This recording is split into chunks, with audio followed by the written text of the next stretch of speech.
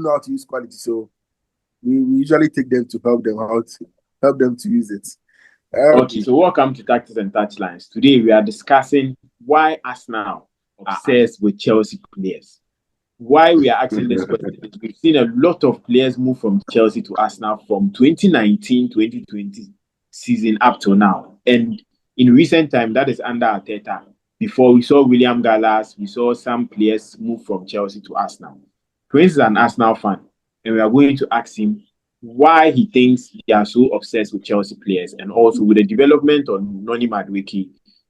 Does he see him as a good player to join their setup, and what would Noni Madueke bring to the Arsenal setup? So, Prince, why is Arsenal so obsessed with Chelsea players? Or you think it's just they are buying quality from Chelsea and there is no problem with that? Probably Chelsea doesn't know how to use quality, so we usually take them to help them to use it. Okay, so let me just break down on players Arsenal have bought from Chelsea. Peter Cech for 7 million. They had Willian for free. They had David Luiz for 8 million. Jorginho for 12 million. Kai Havertz for 65. Sterling came in for free. That is on loan. And Kepa for 5 million. It looks like most of these players were more, in quotes, maybe reject from Chelsea, or players that Chelsea didn't really want and they wanted to ship out. And Arsenal came for them. And now the recent one coming up is Noni Madueke. Even we had rumors of Nicholas Jackson, but I don't think the rumors had that weight. But now it's Noni Madueke. He has agreed personal terms with Arsenal. Why do you think a player like Noni Madueke would come into Arteta's setup? And what do you think he would bring into the Arsenal team? And are you interested in Noni Madueke joining Arsenal, or you think Arsenal shouldn't buy him? I think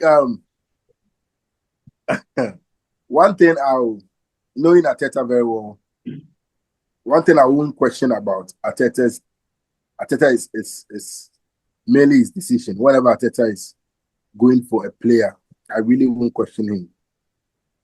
Because most of the times when he's going for a player, we like to criticize, and the player comes and makes an impact. In recent times, we've seen a thing with Havertz. When he was going for Havertz, we were complaining. Why Havertz? Why Havertz? But he came in, and at least for 2 seasons that he has been with us, Havertz has been our top scorer. He was going in for Mikel Arteta, the same thing, where the fans were complaining. We didn't see a reason why we're going for Mikel Arteta. But Mourinho came in last season, and Charlie, it was superb. It was superb. The guy helped us, especially with even the win we got against Madrid.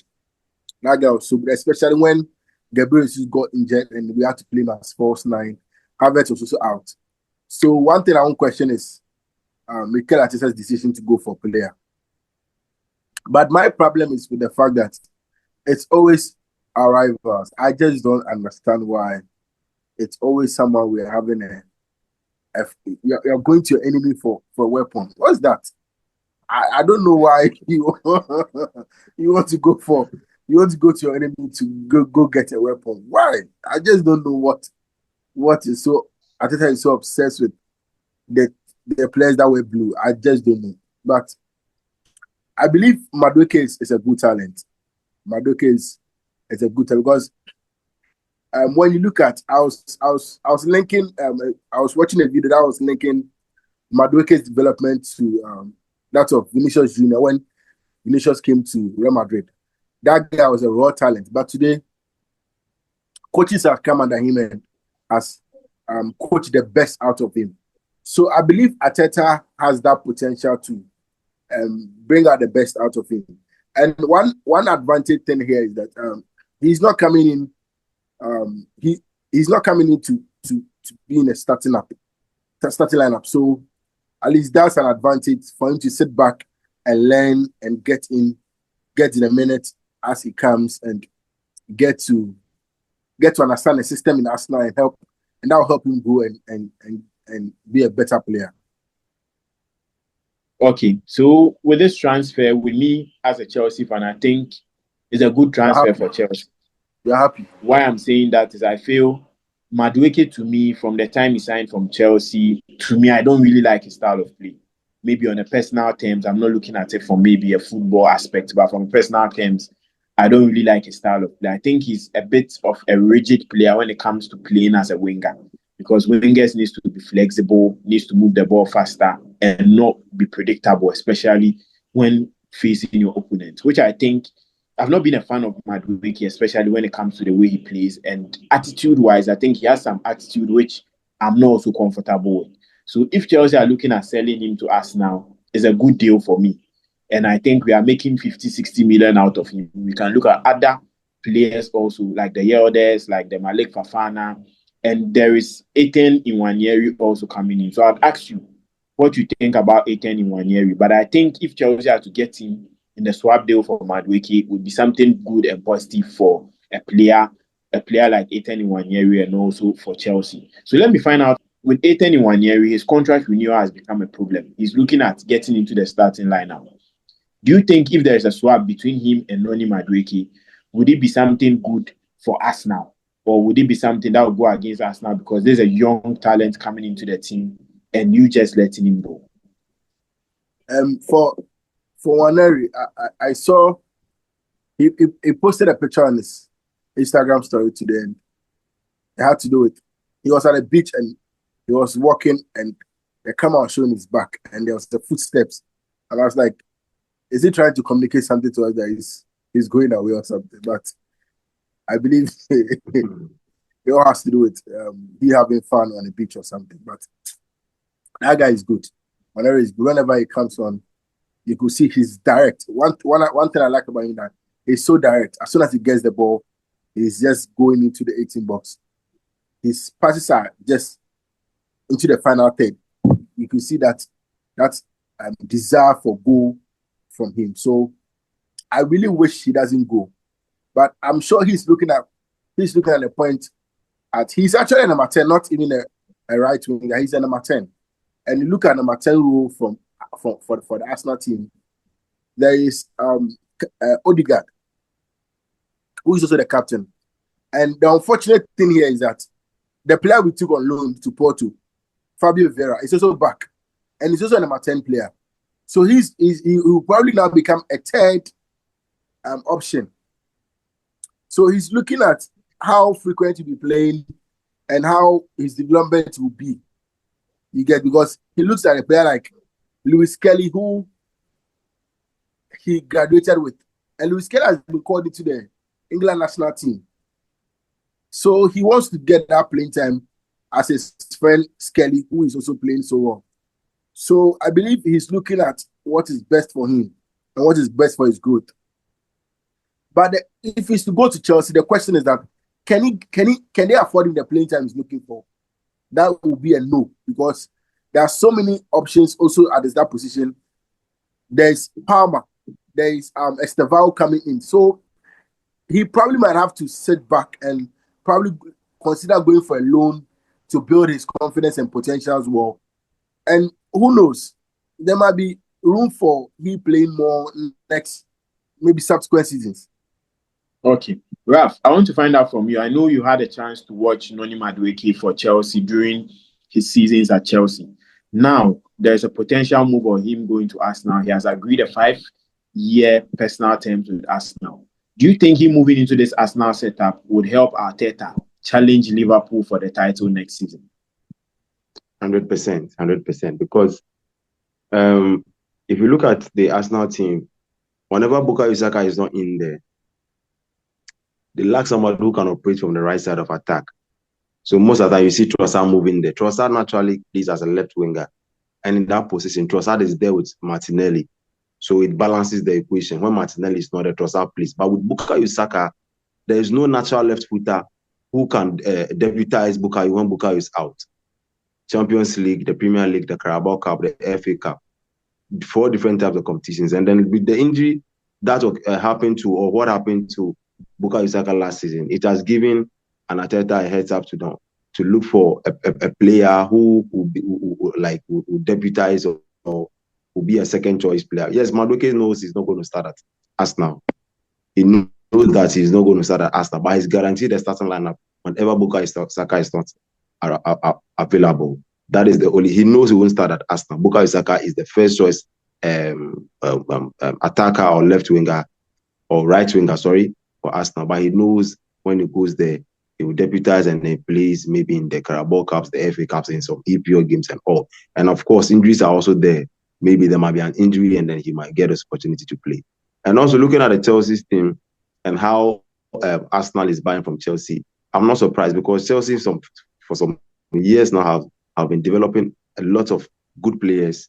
I quite remember Dominic Solanke won, I think, the under-17 World Championship. He was the best player of the tournament when he was at Chelsea, when Liverpool had to struggle with Chelsea for his signature and all those things. I mean, yes. So it goes on to say that these guys, Chelsea is grooming a lot of young boys who are in, especially in the academy. They have a lot of young players there. So I'm not surprised.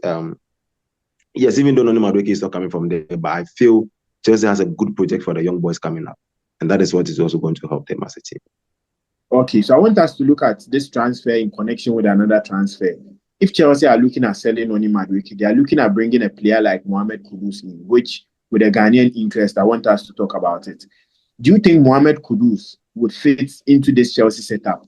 Or he needs to look at going to Tottenham Hotspur where maybe there will be enough playing time or there will be a fixed position available for him to get in? So between Chelsea and Tottenham Hotspur, if you had to advise Mohamed Kudus, which of this club would you tell him to go and why? Tottenham Hotspur, 101%. Game time, new manager, less pressure. Game time, new manager, less.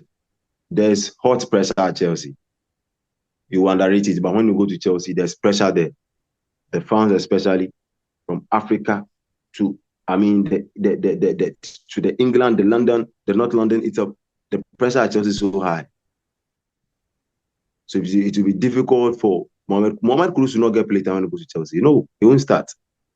But he can be guaranteed a starting place when he goes to Tottenham Hotspur. The manager, Thomas Frank, is the manager at Tottenham Hotspur. He's basically experimenting his new team, looking at the new boys coming up. And of course, Mohamed Kudus, when he's in there, of course, he'll get his game time at Tottenham Hotspur. Unlike Chelsea, where he's going to compete with the likes of Kopama. I mean, they are playing as offensive midfielders. Or maybe Kudus can maybe be switched to the wings or something. But that place are all choked and packed. If you look at Chelsea's wingers, they are so choked. That position is so choked. Mohamed Kudus wouldn't dare go to Chelsea. There'll be pressure on him. So the best place for Kudus to improve as a player is Tottenham Hotspur. He should go there and play with the likes of Son. I mean, on all the other guys there. He's going to develop Dominic Solanke and the rest. He's going to play well. Tottenham is the best thing for Mohamed Kudus. Okay, Prince, let's look at Mohamed Kudus' issue. Between Chelsea and Tottenham, these are London rivals of Arsenal. And if you had to advise Mohamed Kudus as a brother, which of these teams would you tell him to go? And why would you tell him to go to a particular team you are picking? I think outside with Ralph, with Tottenham, there's a new coach, Thomas Frank, coming in, who will look at players who want to prove a point. He might not have his lineup prepared yet. You understand? So he will look at the training, he will look at the preseason. If you're able to prove a point, if you're able to get into his good books, at least you make the lineup.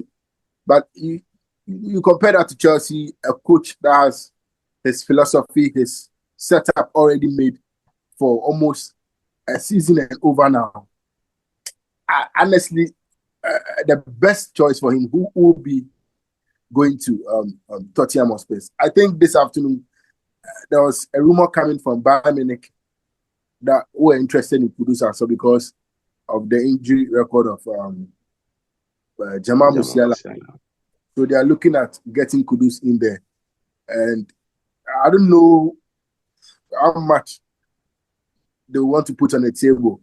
Probably they might want to have a bidding war with Tottenham. But unless if Kudus want to still be in the APL, I think Tottenham would be a best club for him to go and make amendment from what he did last season. Okay, so finally, let's look at the latest transfer going on with Arsenal. Victor Gyökeres is now on the verge of joining Arsenal. As an Arsenal fan, what do you think he's going to bring to this team? And are you happy now Arsenal are picking him ahead of Benjamin Sesko? This is what he's bringing. So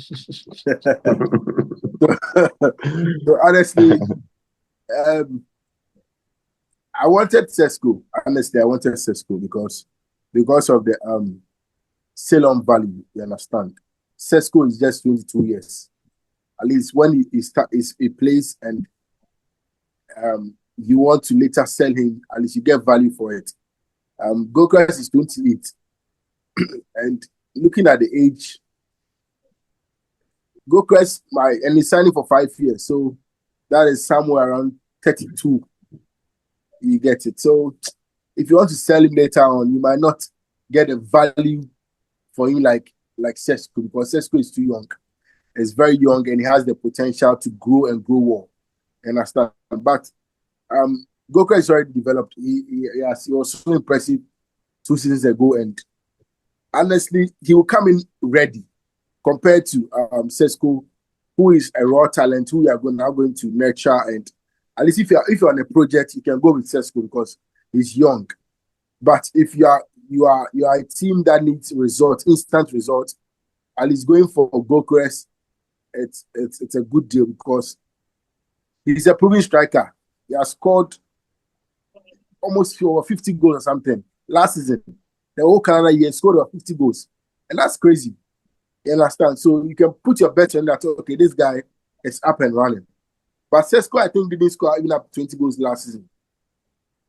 So I'm looking at where Arteta and Beta are coming from. They're looking at a quick fix because we need someone who will solve the problem immediately, because the fans are on his neck. They want a trophy. So at least let's get someone who will make their job up and running. So I think Gokras is good. Okay, Ralph, let's look at Victor Gyökeres signing for Arsenal. As a Liverpool fan, Arsenal were the team who were battling you for the Premier League title. And you think a striker like him joining us now would boost their confidence and also their chances of winning the Premier League? And what do you think Victor Gyökeres will bring to this Arsenal setup? So Prince was talking about how he's 28 years old and they're selling him, they will not get, yes, that is correct, his age, but Arteta is looking for a proven winner, somebody who is a clinical finisher. He's looking for somebody who is going to just bang the goals. He doesn't care much about the age. He needs somebody to just be that arrowhead in front of who just converts the chances. I mean, he doesn't seem to trust Gabriel Jesus due to injuries and all. And as we are all aware, Kai Havertz is not the natural or typical number 9 or centre forward, as we say. He's just trying to fix himself in that position. But then Victor Gyökeres, as for him, is a proven goal scorer.